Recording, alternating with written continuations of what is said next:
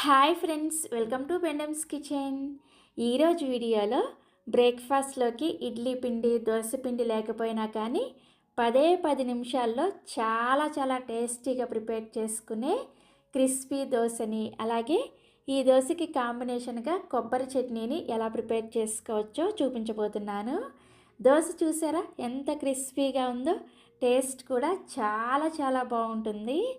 ఈ వీడియో చూసే ప్రతి ఒక్కరు కూడా ఒక్కసారైనా సరే ఈ దోశ రెసిపీని ట్రై చేసి చూడండి. ఇక్కడ మీకు దోశ చూస్తుంటే ఇప్పుడే తినాలనిపిస్తుంది కదా, మరి ఇంకెందుకు ఆలస్యం, 10 నిమిషాల్లో ఇలా క్రిస్పీ దోశని, అలాగే టేస్టీ కొబ్బరి చట్నీని ఎలా ప్రిపేర్ చేసుకోవాలో వీడియోలోకి వెళ్ళి చూసేయండి.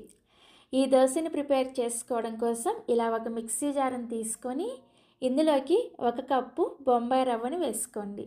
దీన్నే ఉప్మా రవ్వ, అలాగే సూజీ అని కూడా అంటారు. మనం రెగ్యులర్గా ఉప్మా చేసుకుంటూ ఉంటాం కదా, ఆ ఉప్మా రవ్వను వేసుకోవాలి. నెక్స్ట్ ఇందులోకి 2 టేబుల్ స్పూన్ల మైదాని వేసుకోండి. మీకు ఒకవేళ మైదా వేసుకోవడం ఇష్టం లేకపోతే మైదా ప్లేస్లో గోధుమ పిండిని కానీ లేదంటే బియ్యం పిండిని కానీ వేసుకోవచ్చు. తర్వాత ఇందులోకి రుచికి సరిపడా ఉప్పుని వేసుకోండి. నేనైతే ఇక్కడ 1 టీ స్పూన్ దాకా ఉప్పుని వేసుకున్నాను.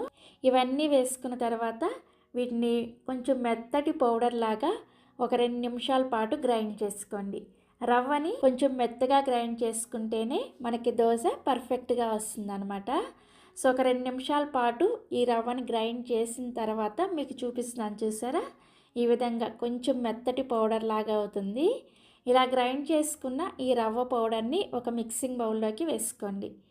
నెక్స్ట్ ఇప్పుడు ఇదే మిక్సీ జార్లోకి మీరు ఏ కప్పుతో అయితే బొంబాయి రవ్వను తీసుకున్నారో అదే కప్పుతోటి 1 కప్పు పచ్చి బంగాళదుంప ముక్కల్ని వేసుకోండి. బంగాళదుంపని ఉడికించాల్సిన అవసరం లేదు, పచ్చిదాన్నే ఇలా ముక్కలుగా కట్ చేసుకొని వేసుకోవాలి. పెద్దదైతే 1, మీడియం సైజు అయితే 2 బంగాళదుంపల్ని కట్ చేసుకుంటే ఇలా 1 కప్పు ముక్కలు వస్తాయి అన్నమాట. ఈ బంగాళదుంపని ఒకసారి శుభ్రంగా కడిగేసి ఈ ముక్కల్ని మిక్సీ జార్లోకి వేసుకోండి. నెక్స్ట్ ఇందులోనే 1 టీ స్పూన్ దాకా జీలకర్ర, అలాగే 2 లేదా 3 పచ్చిమిర్చి, 1 ఇంచు దాకా అల్లాన్ని పైన తొక్క తీసేసుకొని వేసుకోండి. వేసుకొని ఫస్ట్ ఈ బంగాళదుంపల్లో నీళ్ళేమీ వేసుకోకుండా మిక్సీని పల్స్ మోడ్లో ఆన్ ఆఫ్ చేసుకుంటూ బంగాళదుంప వీలైనంత మెత్తగా వచ్చేంత వరకు గ్రైండ్ చేసుకోండి. మరీ మెత్తటి పేస్ట్ లాగా గ్రైండ్ చేసుకోవాల్సిన అవసరం లేదు.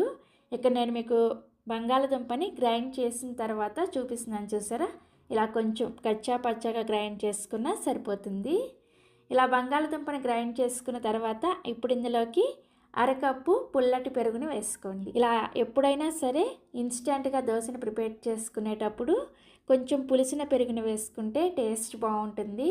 ఒకవేళ మీ దగ్గర టైంకి పులిసిన పెరుగు లేకపోతే కమ్మటి పెరుగు అయినా వేసుకోవచ్చు.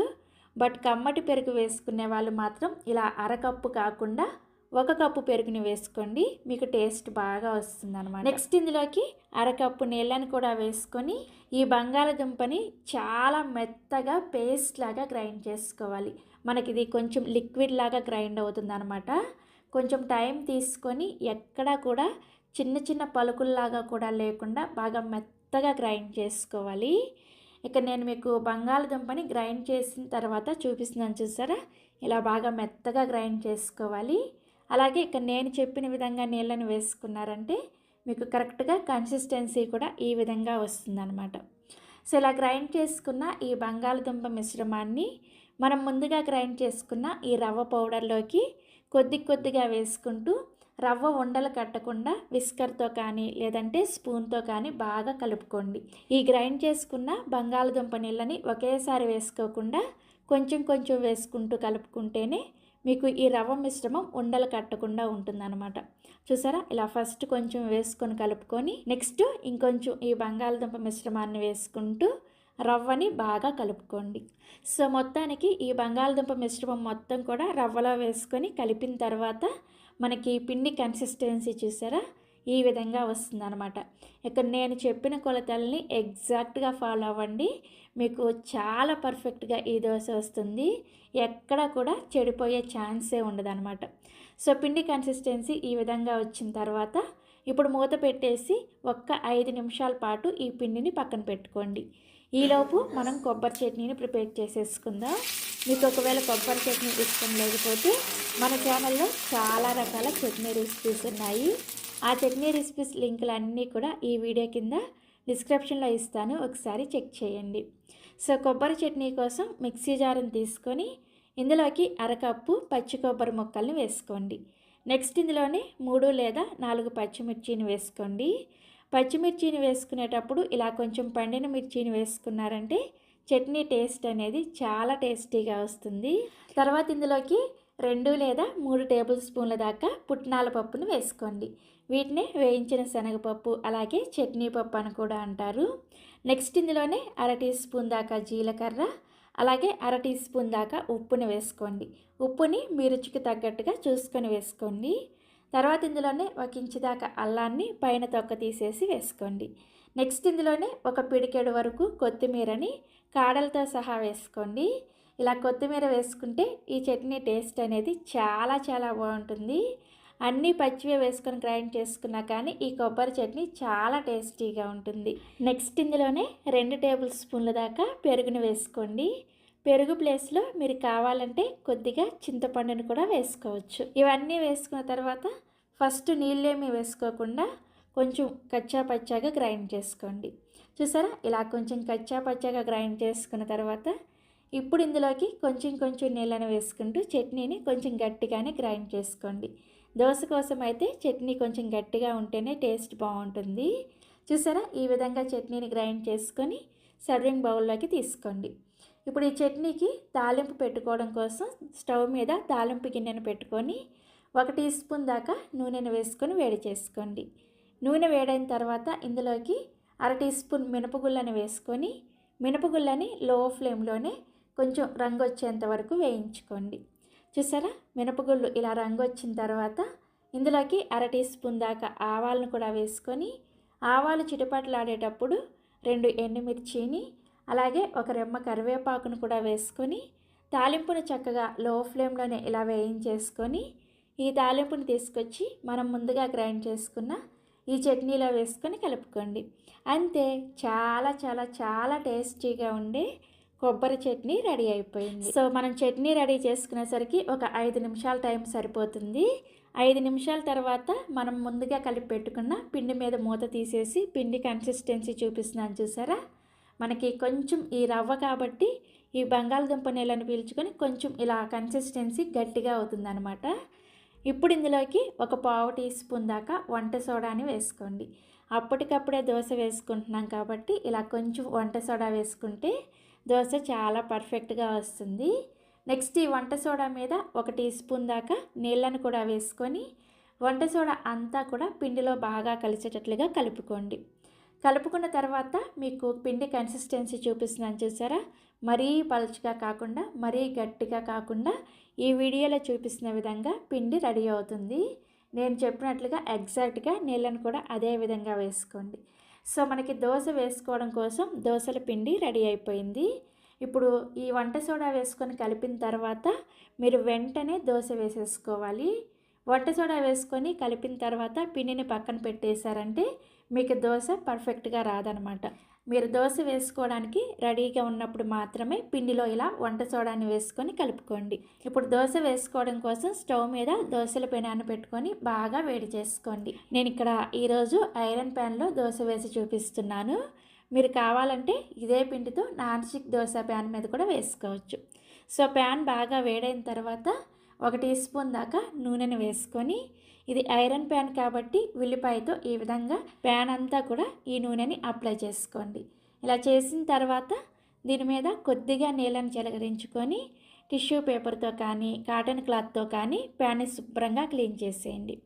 ఇలా క్లీన్ చేసిన తర్వాత మంటని ఖచ్చితంగా లో ఫ్లేమ్లో పెట్టుకొని మాత్రమే మనం ప్రిపేర్ చేసిన ఈ పిండిని ప్యాన్ సైజుకి తగ్గట్టుగా 1 నుంచి 1.5 గరిటెల వరకు పిండిని వేసుకొని ఈ విధంగా నెమ్మదిగా దోశని మనం రెగ్యులర్గా వేసుకునే దోశలాగా పల్చగా స్ప్రెడ్ చేసుకోండి. దోశ చూసారా ఎంత పల్చగా స్ప్రెడ్ అవుతుందో, మీరు నార్మల్గా వేసుకునే దోశలాగే చాలా పర్ఫెక్ట్గా వస్తుంది. సో దోశని ఇలా స్ప్రెడ్ చేసుకున్న తర్వాత మంటని మీడియం ఫ్లేమ్లోకి పెట్టుకొని ఈ దోశ మీద 1 టీ స్పూన్ దాకా నూనెని కానీ లేదంటే నెయ్యిని కానీ వేసుకొని అట్ల కాడతో దోశ మీద ఈ విధంగా కొంచెం పిండిని ఈ విధంగా ఫ్లాట్గా చేసుకోండి. అప్పుడు మీకు దోశ చాలా పర్ఫెక్ట్గా వస్తుంది. ఈ నూనెని దోశ అంతా కూడా అట్ల కాడతో ఇలా స్ప్రెడ్ చేసుకున్న తర్వాత దోశల పెనాన్ని అటు ఇటు తిప్పుకుంటూ దోశ అంతా కూడా ఈవెన్గా ఎర్రగా కాలేంత వరకు కాల్చుకోండి. గ్యాస్ మంట అనేది దోశ అంతా కూడా తగలదు కాబట్టి ఇలా పెనాన్ని అటు ఇటు అడ్జస్ట్ చేసుకుంటూ దోశని కాల్చుకోవాలి. సో దోశని ఖచ్చితంగా లో టు మీడియం ఫ్లేమ్లో మాత్రమే కాల్చుకోండి. అప్పుడే మనకి దోశ పర్ఫెక్ట్గా వస్తుంది. ఇందులో మనం పచ్చి బంగాళదుంపని వేసుకున్నాం కాబట్టి హై ఫ్లేమ్లో కనుక దోశ వేసుకున్నారంటే పచ్చి పచ్చిగా ఉంటుందన్నమాట. అందుకని లో టు మీడియం ఫ్లేమ్లోనే చూసారా దోశ ఇలా మంచి రంగు వచ్చేంత వరకు కాల్చుకోండి. సో దోశ ఇలా మంచి రంగు వచ్చిన తర్వాత ఈ విధంగా ఫోల్డ్ చేసేసుకోండి. దోశ చూసారా ఎంత పర్ఫెక్ట్గా వచ్చిందో. ఇక్కడ మీకు దోశ చూస్తుంటే ఇప్పుడే తినాలనిపిస్తుంది కదా. ఈ దోశని సర్వింగ్ ప్లేట్లోకి తీసుకొని నెక్స్ట్ ఇదే విధంగా మిగిలిన పిండితో కూడా దోశలు వేసుకోండి. ప్రతిసారి కూడా దోశ వేసుకునే ముందు ఇలా నీళ్ళని చిలకరించుకొని ప్యాన్ని శుభ్రం చేసిన తర్వాత మంటని లో ఫ్లేమ్లో పెట్టుకొని మాత్రమే దోశ వేసుకోండి. అప్పుడే మీకు అన్ని దోశలు కూడా ఇంతే క్రిస్పీగా వస్తాయి. సో ఇలా చక్కగా దోశలను వేసుకొని మనం ప్రిపేర్ చేసిన చట్నీతో సర్వ్ చేసుకోండి. ఇక్కడ నేను చూపించిన మెజర్మెంట్స్కి మీకు 6 నుంచి 8 దోశల వరకు రెడీ అవుతాయన్నమాట. మీరు వేసుకునే దోశ సైజుకి తగ్గట్టుగా ఒక 6 నుంచి 8 దోశలు అవుతాయి. సో ఇక్కడ నేను మీకు ఒక దోశని చూపిస్తున్నాను చూసారా ఎంత క్రిస్పీగా ఉందో.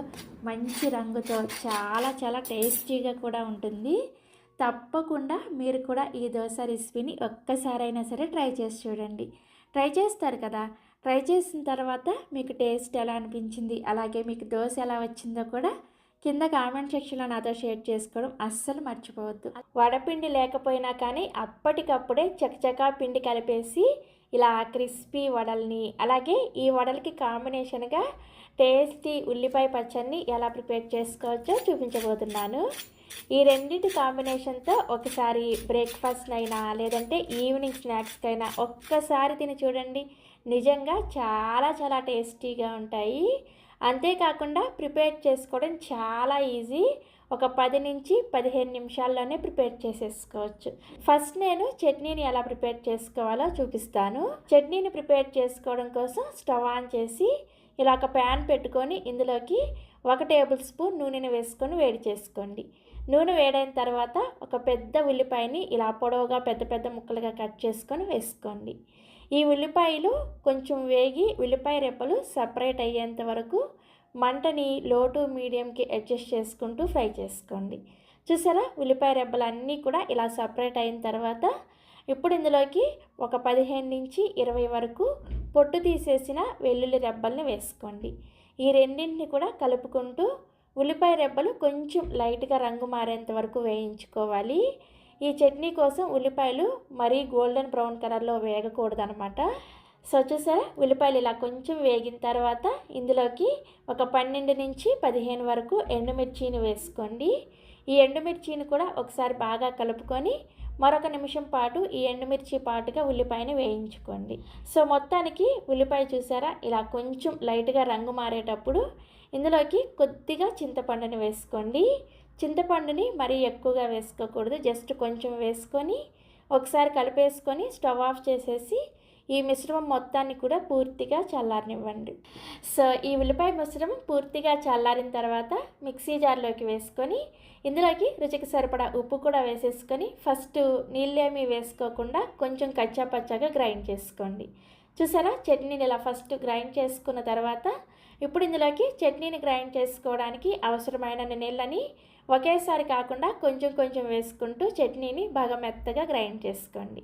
సో ఇక్కడ నేను మీకు చట్నీ గ్రైండ్ చేసిన తర్వాత చూపిస్తున్నాను చూసారా ఇలా బాగా మెత్తగా గ్రైండ్ చేసేసుకొని ఈ చట్నీని ఒక గిన్నెలోకి తీసుకొని రెడీగా పక్కన పెట్టుకోండి. నెక్స్ట్ ఇప్పుడు ఈ చట్నీకి తాలింపు పెట్టుకోవడం కోసం స్టవ్ మీద ఇదే ప్యాన్ పెట్టేసుకొని ఇందులోకి 1 టేబుల్ స్పూన్ నూనె వేసుకొని వేడి చేసుకోండి.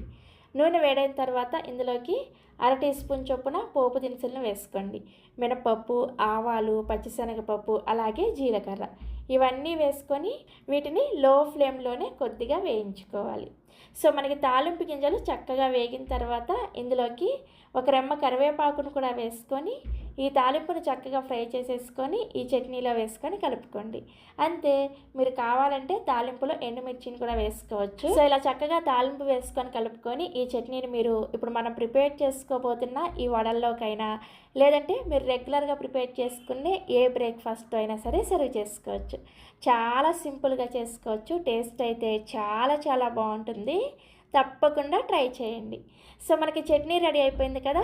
ఇప్పుడు వెంటనే వడల్ని ఎలా ప్రిపేర్ చేసుకోవాలో చూపిస్తాను. ఈ వడలను ప్రిపేర్ చేసుకోవడం కోసం మిక్సీ జార్లోకి 1 కప్పు బొంబాయి రవ్వని వేసుకోండి. దీన్నే ఉప్మా రవ్వ, సూజీ అని కూడా అంటారు. నెక్స్ట్ ఇందులోకి 1/2 కప్పు కొంచెం లావుగా ఉండే అటుకుల్ని వేసుకోండి. మీ దగ్గర ఒకవేళ లావుగా ఉండే అటుకులు లేకపోతే పల్చటి అటుకులు అయితే 1/2 కప్పు వేసుకోండి. లావు అటుకులు అయితే 1/2 కప్పు వేసుకుంటే సరిపోతుంది. సో ఇలా అటుకుల్ని వేసుకున్న తర్వాత ఈ రవ్వని, అటుకుల్ని కొంచెం మెత్తగా గ్రైండ్ చేసుకోండి. వీలైనంత మెత్తగా గ్రైండ్ చేసుకోండి. మరీ మెత్తటి పౌడర్ లాగా గ్రైండ్ అవ్వదనమాట, కొంచెం బరకగానే ఉంటుంది. సో ఈ విధంగా గ్రైండ్ చేసుకున్న ఈ రవ్వ, అటుకుల మిశ్రమాన్ని ఒక గిన్నెలోకి వేసుకోండి. నెక్స్ట్ ఇందులోకి మీరు ఏ కప్పుతో అయితే రవ్వని తీసుకున్నారో అదే కప్పుతోటి 1 కప్పు కొద్దిగా పులిసిన పెరుగుని వేసుకోండి. మరీ ఫ్రెష్ పెరుగు అయినా కానీ టేస్ట్ బాగోదు, అలాగని మరీ ఎక్కువగా పులిసిపోయిన పెరుగు అయినా కానీ టేస్ట్ అంతగా బాగోదు. అందుకని కొంచెం పులిసిన పెరుగును వేసుకోండి. తర్వాత ఇందులోకి రుచికి సరిపడా ఉప్పును కూడా వేసేసుకొని ఈ రవ్వలో పెరుగు అలాగే ఉప్పు అంతా కూడా చక్కగా కలిసేటట్లుగా కలుపుకోండి. చూసారా, ఈ విధంగా కలుపుకున్న తర్వాత దీని మీద మూత పెట్టేసి 5 నిమిషాల పాటు ఈ రవ్వని పక్కన పెట్టేసుకోండి. రవ్వ అనేది పెరుగులో చక్కగా నానుతుందన్నమాట. సో 5 నిమిషాల తర్వాత మూత తీసి చూస్తే చూసారా, మనకి రవ్వ చక్కగా పెరుగుని పీల్చేసుకొని ఇలా కొంచెం గట్టిపడుతుంది. ఇప్పుడు ఇందులోకి మనకి వడలు మంచి టేస్టీగా రావడం కోసం ఒక మీడియం సైజులో ఉండే బంగాళదుంపని ముందుగానే ఉడికించేసి పైన తొక్క తీసి తీసుకున్నాను. ఈ బంగాళదుంపని చేత్తోనే బాగా మెత్తగా మ్యాష్ చేసుకుంటూ ఈ రవ్వ మిశ్రమంలోకి వేసుకోండి. వేసుకొని ఈ బంగాళదుంప అంతా కూడా రవ్వ మిశ్రమంలో కలిసేటట్లుగా బాగా కలుపుకోవాలి. ఎక్కడా కూడా ముక్కలు, గడ్డలు లేకుండా బాగా మెత్తగా కలుపుకోండి. ఇలా బంగాళదుంపని వేసుకోవడం వల్ల వడలు టేస్టీగా వస్తాయి. అంతేకాకుండా మనకి ఇవి నూనెలో వేసినప్పుడు విడివిడిగా అయిపోకుండా బైండింగ్గా కూడా యూజ్ అవుతుంది అన్నమాట. సో చూసారా, ఇలా ముక్కలు, గడ్డలు లేకుండా కలుపుకున్న తర్వాత ఇప్పుడు ఇందులోకి ఒక మీడియం సైజులో ఉండే ఉల్లిపాయని ఇలా చిన్న చిన్న ముక్కలుగా కట్ చేసుకొని వేసుకోండి. నెక్స్ట్ ఇందులోనే 2 లేదా 3 పచ్చిమిర్చిని కూడా చిన్న ముక్కలుగా కట్ చేసుకొని వేసుకోండి. అలాగే 1 ఇంచి అల్లం ముక్కలు, 2 రెమ్మల కరివేపాకును కూడా కొంచెం చిన్న చిన్న ముక్కలుగా కట్ చేసుకొని వేసుకోండి. నెక్స్ట్ ఇందులోకి కొద్దిగా సన్నగా తరిగిన కొత్తిమీర, అలాగే 1 అర టీ స్పూన్ దాకా జీలకర్ర, 1/2 టీ స్పూన్ దాకా వంట సోడాని వేసుకోండి. వంట సోడాని మరీ ఎక్కువగా వేసేసుకున్నారంటే వడలు నూనెను ఎక్కువగా పీల్చేస్తాయి. అదే తక్కువగా వేసుకున్నారంటే వడలు కొంచెం గట్టిగా వస్తాయి అన్నమాట. కరెక్ట్గా 1/2 టీ స్పూన్ వంట సోడా వేసుకుంటే సరిపోతుంది. ఈ వంట సోడా మీద జస్ట్ 1 టేబుల్ స్పూన్ అనే నీళ్ళని మాత్రమే వేసుకొని వంట సోడా పిండిలో కలిసేటట్లుగా బాగా కలుపుకోండి. ఇక్కడ మీరు గమనించారంటే మనం ఎక్కడ కూడా నీళ్ళు అనేది వాడలేదు. జస్ట్ మనం ఈ వంట సోడా కరగడం కోసం మాత్రమే 1 టేబుల్ స్పూన్ నీళ్ళని వేసుకున్నాం, అంతే కదా. సో నీళ్ళని మాత్రం అస్సలు ఎక్కువగా వేసుకొని ఈ పిండిని కనుక పలచగా చేసుకున్నారంటే మీకు వడలు రావు. అందుకని జాగ్రత్తగా పిండిని కలుపుకోండి. చూసారా, ఇలా చక్కగా పిండిని కలుపుకున్న తర్వాత మనకి పిండి కన్సిస్టెన్సీ అనేది ఈ విధంగా వడ చేసుకోవడానికి వీలుగా ఉండాలన్నమాట. ఒకవేళ పొరపాటున మీకు ఏమైనా పిండి లూజ్ అయితే ఇందులోకి 2 టేబుల్ స్పూన్ల దాకా బియ్యం పిండిని వేసుకొని కలుపుకోవచ్చు. అదే గట్టిగా అనిపిస్తే 1 టేబుల్ స్పూన్ వరకు నీళ్ళని వేసుకొని కలుపుకోండి. సో మొత్తానికి మనకి వడ వేసుకోవడం కోసం పిండి రెడీ అయిపోయింది. ఇప్పుడు ఈ వడల్ని ఫ్రై చేసుకోవడం కోసం స్టవ్ మీద కడాయిలోకి డీప్ ఫ్రైకి సరిపడా నూనెను పోసుకొని వేడి చేసుకోండి. ఈ నూనె బాగా వేడిగా ఉన్నప్పుడు మంటను మీడియం ఫ్లేమ్లోకి పెట్టుకొని మీకు అలవాటు ఉంటే ఈ వడల్ని చేత్తో వత్తుకొని ఈ విధంగా నెమ్మదిగా నూనెలోకి వేసుకోండి. అదే కొత్తగా నేర్చుకుంటున్న వాళ్ళైతే టీ స్టైనర్ని కొద్దిగా నీళ్ళతో తడుపుకొని ఈ టీ స్టైనర్ మీద కొద్దిగా పిండి ముద్దను పెట్టి ఈ విధంగా వడ షేప్లో చేసుకొని మధ్యలో ఇలా చక్కగా హోల్ పెట్టేసి నెమ్మదిగా ఇలా నూనెలోకి వదిలారంటే చక్కగా మనకి వడ షేప్ వచ్చేస్తుంది అనమాట. అలాగే మీరు అరిటాకు మీద కూడా ఈ వడలను ఒత్తుకోవచ్చు. సో అరిటాకును కూడా కొద్దిగా తడి చేసుకొని కొద్దిగా మనం ప్రిపేర్ చేసిన ఈ వడపిండిని పెట్టుకొని ఈ విధంగా చక్కగా చేత్తో ఒత్తేసుకొని మధ్యలో హోల్ పెట్టేసుకొని ఈ వడని నెమ్మదిగా నూనెలోకి వేసుకోండి. మీరు కావాలంటే ప్లాస్టిక్ కవర్ మీద కూడా చేసుకోవచ్చు. వడలు ఏ ప్రాసెస్లో చేసుకున్నా కానీ టేస్ట్ అయితే చేంజ్ అవ్వవు, చాలా టేస్టీగా ఉంటాయి. సో ఇలా చక్కగా వడల్ని కడాయికి సరిపడా వేసుకొని వీటిని వెంటనే కదపకుండా 1 నిమిషం పాటు కాలిన తర్వాత రెండో వైపు కూడా తిప్పుకొని వీటిని మీడియం ఫ్లేమ్లోనే కాల్చుకోండి. హై ఫ్లేమ్లో కనుక ఈ వడలను ఫ్రై చేసుకున్నారంటే పైన రంగు వచ్చేసి లోపల పిండి పచ్చి పచ్చిగా ఉంటుందన్నమాట. అదే లో ఫ్లేమ్లో ఫ్రై చేసుకున్నారంటే నూనెని ఎక్కువగా పీల్చేస్తాయి. అందుకని మీడియం ఫ్లేమ్లోనే చక్కగా ఫ్రై చేసుకోండి. ఈ కడాయిని నేను ఇండస్ వ్యాలీలో తీసుకున్నాను. మీలో ఎవరికైనా కావాలనుకుంటే ఈ వీడియో కింద డిస్క్రిప్షన్లో లింక్ ఇస్తాను, ఒకసారి చెక్ చేయండి. మళ్ళీ అడుగుతారు కదా కడాయి ఎక్కడ తీసుకున్నారని, అందుకని ముందే చెప్తున్నాను. సో వడలు చూసారా ఇలా చక్కగా వేగిన తర్వాత వెంటనే సర్వింగ్ ప్లేట్లోకి తీసుకోండి. ఇదే విధంగా మిగిలిన పిండితో కూడా వడలను వేసుకోండి. ప్రతిసారి కూడా వడల్ని ఖచ్చితంగా మీడియం ఫ్లేమ్లోనే ఫ్రై చేసుకోండి.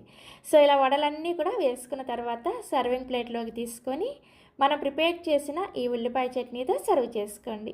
చాలా చాలా చాలా టేస్టీగా ఉంటాయి. ఇక నేను మీకు ఒక వడను చూపిస్తున్నాను, చూసారా? పైన క్రిస్పీగా ఎలా సౌండ్ వస్తుందో చూసారా? లోపలగా స్పాంజీగా చాలా చాలా టేస్టీగా ఉంటాయి. ఇన్నిసార్లు చెప్తున్నాను అనుకోవద్దు, ఒకసారి మీరే ట్రై చేసి చూడండి. ట్రై చేసిన తర్వాత మీకు టేస్ట్ ఎలా అనిపించిందో వీడియో కింద కామెంట్ సెక్షన్లో నాతో షేర్ చేసుకోవడం మర్చిపోరు కదా.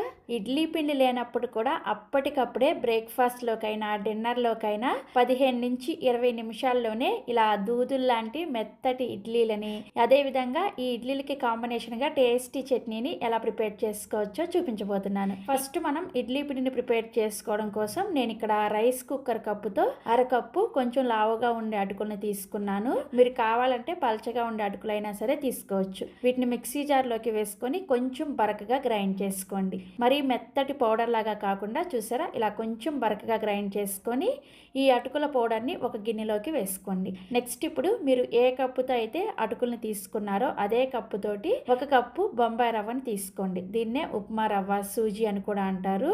ఈ రవ్వని ఇందులోకి వేసుకొని అటుకుల పొడి అదేవిధంగా రవ్వ రెండు కూడా చక్కగా కలిసే విధంగా బాగా కలుపుకోవాలి.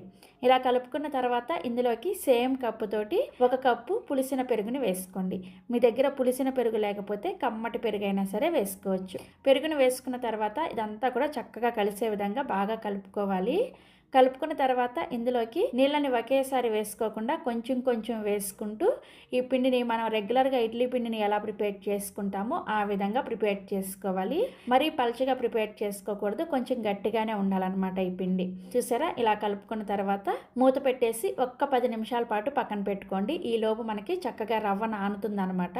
రవ్వ నానేలోపు చట్నీని ప్రిపేర్ చేసేసుకోవచ్చు. చట్నీని ప్రిపేర్ చేసుకోవడం కోసం ప్యాన్లోకి 1/2 కప్పు పల్లీలను వేసుకోండి. ఈ పల్లీలని లో టు మీడియం ఫ్లేమ్లోనే కలుపుకుంటూ చక్కగా పల్లీల పైన పొట్టు లైట్గా రంగు మారేంత వరకు వేయించుకోవాలి. చూసారా పల్లీలు ఇలా చక్కగా వేగిన తర్వాత ఒక గిన్నెలోకి తీసుకొని వీటిని పూర్తిగా చల్లారనివ్వండి. పల్లీలు చల్లారేలోపు సేమ్ ప్యాన్లోకి 2 టీ స్పూన్ల దాకా నూనె వేసుకొని వేడి చేసుకోండి. నూనె వేడైన తర్వాత ఒక మీడియం సైజులో ఉండే ఉల్లిపాయని ఇలా కొంచెం పొడవుగా ముక్కలుగా కట్ చేసుకొని వేసుకోండి. అలాగే ఒక వెల్లుల్లి రెబ్బని పైన తొక్క తీసుకొని వేసుకోవాలి. 3 లేదా 4 పచ్చిమిర్చిని మీ కారానికి తగ్గట్టుగా వేసుకోండి. ఇవన్నీ వేసుకొని ఉల్లిపాయలు మనకి జస్ట్ కొంచెం మెత్తబడేంత వరకు లో టు మీడియం ఫ్లేమ్లోనే కలుపుకుంటూ వేయించుకోవాలి. ఈ చట్నీ కోసం ఉల్లిపాయలు రంగు మారాల్సిన అవసరం లేదు, జస్ట్ కొంచెం మెత్తబడితే సరిపోతుంది. చూసారా ఉల్లిపాయలు ఇలా చక్కగా వేగిన తర్వాత ఇందులోకి 1/2 కప్పు పుట్నాల పప్పును వేసుకోండి. వీటినే వేయించిన శనగపప్పు అదేవిధంగా చట్నీ పప్పు అని కూడా అంటారు. నెక్స్ట్ ఇందులోనే కొంచెం చింతపండును వేసుకోండి. చింతపండుని మరీ ఎక్కువగా వేసుకోకూడదు, జస్ట్ కొంచెం వేసుకుంటే సరిపోతుంది. పుట్నాల పప్పు వేసుకున్న తర్వాత జస్ట్ ఒక 30 సెకండ్ల పాటు మాత్రమే వేయించుకోవాలి, ఎక్కువసేపు వేయించకూడదు.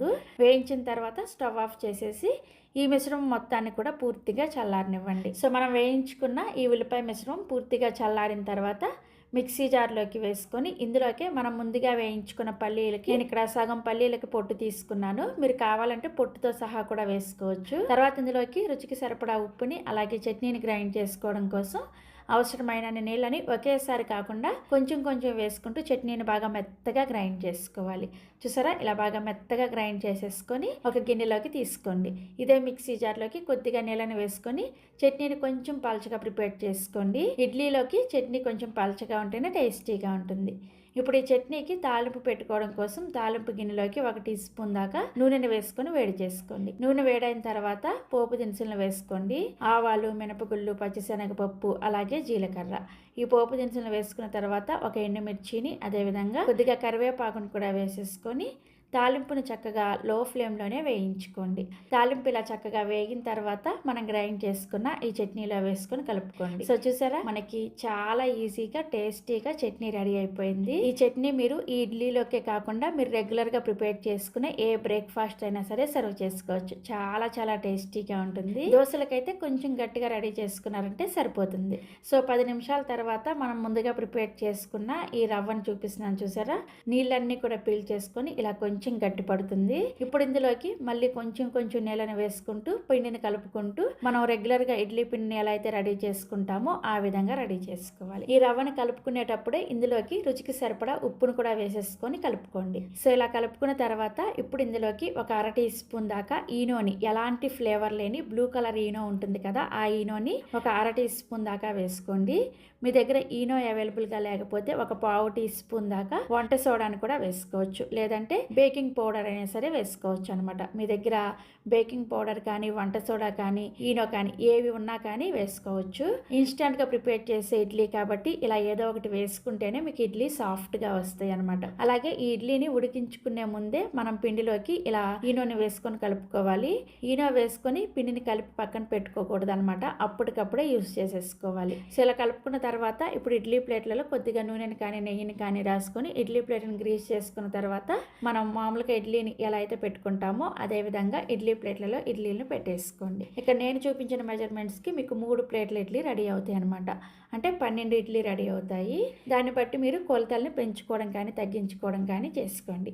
ఇడ్లీ స్టాండ్లో ఈ విధంగా ఇడ్లీ ప్లేట్లని అరేంజ్ చేసుకున్న తర్వాత నేను ఆల్రెడీ ఇక్కడ ఇడ్లీ పాత్రలో నీళ్ళను పోసుకొని మరిగించుకుంటున్నాను. ఈ ఇడ్లీ పాత్రలోకి ఇడ్లీ స్టాండ్ పెట్టేసి మూత పెట్టేసుకొని మీడియం ఫ్లేమ్లోనే ఒక 10 నుంచి 12 నిమిషాల పాటు ఉడికించుకోండి. సో ఒక 10 నిమిషాల తర్వాత మూత తీసి మీకు చూపిస్తున్నాను చూసారా, మీ చేతిని ఒకసారి తడి చేసుకొని చెక్ చేసుకోండి. మీ చేతికి పిండేమి అతుక్కోవట్లేదు అంటే ఇడ్లీ చక్కగా ఉడికిపోయినట్లే. ఇప్పుడు స్టవ్ ఆఫ్ చేసేసి ఈ ఇడ్లీ స్టాండ్ తీసుకొచ్చి పక్కన పెట్టేసి ఒక 5 నిమిషాల పాటు అలా వదిలేసేయండి. వేడిగా ఉన్నప్పుడు ఇడ్లీ తీసేసారనుకోండి ముద్దలాగా వచ్చేస్తాయి అనమాట. అందుకని ఒక 5 నిమిషాల పాటు ఇడ్లీ కొంచెం ఆరిన తర్వాత తడి స్పూన్తో ఈ విధంగా ఇడ్లీని తీసేసుకోండి. చూసారా ఇడ్లీ ఎంత చక్కగా వచ్చాయో, చూస్తేనే మీకు అర్థమవుతుంది కదా, హోల్స్గా చాలా మెత్తగా వస్తాయి. టేస్ట్ కూడా చాలా చాలా బాగుంటాయి. ఇదే విధంగా మిగిలిన ఇడ్లీలను కూడా తీసేసుకొని మనం ప్రిపేర్ చేసిన ఈ చట్నీతో సర్వ్ చేసుకోండి. ఇక నేను మీకు ఒక ఇడ్లీని తుంచి చూపిస్తున్నాను చూసారా, లోపల వరకు కూడా చక్కగా ఎయిర్ గ్యాప్స్తో ఎంత బాగా వచ్చిందో కదా. అప్పటికప్పుడు అస్సలు కష్టపడకుండా చాలా ఈజీగా ఈ ఇడ్లీని అలాగే చట్నీని ప్రిపేర్ చేసేసుకోవచ్చు. టేస్ట్ కూడా చాలా చాలా బాగుంటాయి. తప్పకుండా మీరు కూడా ఈ బ్రేక్ఫాస్ట్ రెసిపీని ట్రై చేసి చూడండి. పెసరపప్పు నానబెట్టకుండానే నిమిషాల్లో హోటల్ వాళ్ళు ప్రిపేర్ చేసే ఉల్లి పెసరట్టుని, అలాగే ఈ దోశకి కాంబినేషన్గా హోటల్ వాళ్ళు చెప్పిన పల్లి అల్లం చట్నీని ఎలా ప్రిపేర్ చేసుకోవచ్చో చూపించబోతున్నాను.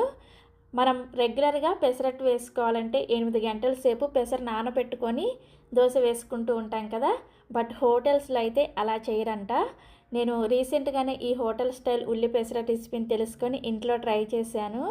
చాలా అంటే చాలా పర్ఫెక్ట్గా వచ్చింది. ఇక్కడ మీకు చూస్తేనే అర్థమైపోతుంది కదా. మీరు కూడా తప్పకుండా ఈ ప్రాసెస్లో ఒక్కసారైనా సరే ఈ పెసరట్టుని ట్రై చేసి చూడండి. ఫస్ట్ నేను చట్నీని ఎలా ప్రిపేర్ చేసుకోవాలో చూపిస్తాను. చట్నీని ప్రిపేర్ చేసి పెట్టేసుకున్నామంటే అప్పటికప్పుడే చక్కగా మనం దోశలు వేసేసుకోవచ్చు. సో చట్నీని ప్రిపేర్ చేసుకోవడం కోసం స్టవ్ ఆన్ చేసి ఇలా ఒక ప్యాన్ పెట్టుకొని ఇందులోకి 1 కప్పు పల్లీలను వేసుకొని ఈ పల్లీలను కలుపుకుంటూ లో టు మీడియం ఫ్లేమ్లోనే పల్లీల పైన పొట్టు కొంచెం రంగు వచ్చేంత వరకు వేయించుకోండి. హై ఫ్లేమ్లో కనుక వేయించుకున్నారంటే పల్లీలు తొందరగా రంగు మారిపోయి పల్లీల గింజ లోపల వరకు వేగకుండా మనకి చట్నీ టేస్ట్ అనేది అస్సలు బాగోదు. అందుకని మంటని లో టు మీడియం ఫ్లేమ్లోనే పెట్టుకుంటూ పల్లీలు చూసారా ఇలా మంచి రంగు వచ్చేంత వరకు వేయించుకోండి. ఇలా వేయించుకున్న ఈ పల్లీలని ఒక ప్లేట్లోకి వేసుకొని పూర్తిగా చల్లారనివ్వండి. నెక్స్ట్ ఇదే ప్యాన్ని స్టవ్ మీద పెట్టుకొని ఇందులోకి 2 టీ స్పూన్ల దాకా నూనెను వేసుకొని వేడి చేసుకోండి. నూనె వేడైన తర్వాత ఇందులోనే 2 లేదా 3 పచ్చిమిర్చిని ఇలా చిన్న ముక్కలుగా కట్ చేసుకొని వేసుకోండి. నెక్స్ట్ ఇందులోనే ఒక 4-5 వరకు ఎండుమిర్చిని కూడా వేసుకొని 2 ఇంచుల దాకా అల్లాన్ని ఇలా చిన్న చిన్న ముక్కలుగా కట్ చేసుకొని వేసుకొని ఈ పచ్చిమిర్చిని అలాగే ఎండుమిర్చిని అల్లాన్ని లో ఫ్లేమ్లోనే కలుపుకుంటూ జస్ట్ 1 నిమిషం పాటు వేయించుకోండి. అంతకన్నా ఎక్కువసేపు వేయించాల్సిన అవసరం లేదు. ఇలా 1 నిమిషం పాటు వేయించుకున్న తర్వాత ఇందులోకి పెద్దదైతే 1, మీడియం సైజు అయితే 2 టమాటాలని ఇలా ముక్కలుగా కట్ చేసుకొని వేసుకోండి. నెక్స్ట్ ఇందులోనే రుచికి సరిపడా ఉప్పును కూడా వేసేసుకొని ఒకసారి కలుపుకొని మూత పెట్టేసి ఈ టమాటా ముక్కలు మెత్తబడేంత వరకు మంటని లో టు మీడియంకి అడ్జస్ట్ చేసుకుంటూ టమాటా ముక్కలను ఉడికించుకోండి. సో ఒక 2-3 నిమిషాలకే టమాటా ముక్కలు చూసారా ఇలా చక్కగా మెత్తగా అయిపోతాయి. ఇప్పుడు ఇందులోకి ఒక చిన్న ముక్క చింతపండును వేసుకోండి. చింతపండుని మరీ ఎక్కువగా వేసుకోకూడదు. చింతపండును వేసుకున్న తర్వాత ఒకసారి కలిపేసుకొని ఈ ప్యాన్ని పక్కన పెట్టేసుకొని ఈ టమాటా మిశ్రమం మొత్తాన్ని కూడా పూర్తిగా చల్లారనివ్వండి.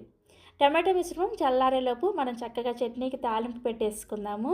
సేమ్ స్టవ్ మీద ఇలా ఒక తాలింపు గిన్నెను పెట్టుకొని ఇందులోకి 1 టేబుల్ స్పూన్ నూనెను వేసుకొని వేడి చేసుకోండి. నూనె వేడైన తర్వాత ఇందులోకి 1/2 టీ స్పూన్ చొప్పున ఆవాలు, మినపగుళ్ళు, పచ్చిశనగపప్పు అలాగే జీలకర్రను వేసుకొని పోపు దినుసుల్ని లో ఫ్లేమ్లోనే కొద్దిగా వేయించుకోండి.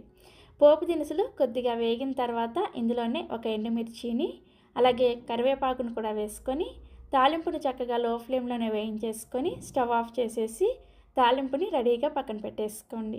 సో పల్లీలు పూర్తిగా చల్లారిన తర్వాత మిక్సీ జార్లోకి వేసుకోండి. నెక్స్ట్ ఇందులోనే మనం ముందుగా వేయించి పక్కన పెట్టుకున్న టమాటా మిశ్రమం కూడా పూర్తిగా చల్లారిన తర్వాత సేమ్ మిక్సీ జార్లోకి వేసేసుకొని ఇందులోకి అవసరమైతే కొద్దిగా ఉప్పును వేసుకోండి. నెక్స్ట్ ఇదే ప్యాన్లోకి ఒక 1/2 కప్పు వరకు నీళ్ళను వేసుకొని ఈ నీళ్ళను కూడా ఈ మిక్సీ జార్లో వేసేసి బాగా మెత్తటి పేస్ట్ లాగా ఈ చట్నీని గ్రైండ్ చేసుకోండి. చట్నీని ఇక్కడ నేను మీకు గ్రైండ్ చేసిన తర్వాత చూపిస్తున్నాను చూసారా, ఇలా బాగా మెత్తగా గ్రైండ్ చేసుకొని ఒక గిన్నెలోకి వేసుకోండి. ఇలా చట్నీని గిన్నెలోకి వేసుకున్న తర్వాత మనం ముందుగా తాలింపు పెట్టుకున్న ఈ తాలింపును కూడా చట్నీలో వేసేసుకొని కలుపుకోండి. అంతే, హోటల్ వాళ్ళు ప్రిపేర్ చేసి పల్లి అల్లం చట్నీ రెడీ అయిపోయింది. ఈ పెసరట్టుకి ఈ చట్నీ మంచి కాంబినేషన్ అనమాట. తప్పకుండా ట్రై చేయండి. సో మనకి చట్నీ రెడీ అయిపోయింది కదా, చట్నీని పక్కన పెట్టేసుకొని వెంటనే వేడివేడిగా మనం దోశలు వేసేసుకుందాం. ఈ పెసరట్టు వేసుకోవడం కోసం ఒక గిన్నెని తీసుకొని ఇందులోకి 1.5 కప్పుల పెసలను వేసుకోండి. ఈ దోశ కోసం బద్ద పెసరపప్పు కాకుండా ఇలా ముడి పెసలను వాడితేనే టేస్ట్ చాలా చాలా బాగుంటుంది. ఈ పెసలని 2-3 సార్లు శుభ్రంగా కడిగేసి నీళ్ళన్నీ కూడా తీసేసి పెసలు నానపెట్టాల్సిన అవసరం ఏమీ లేదు.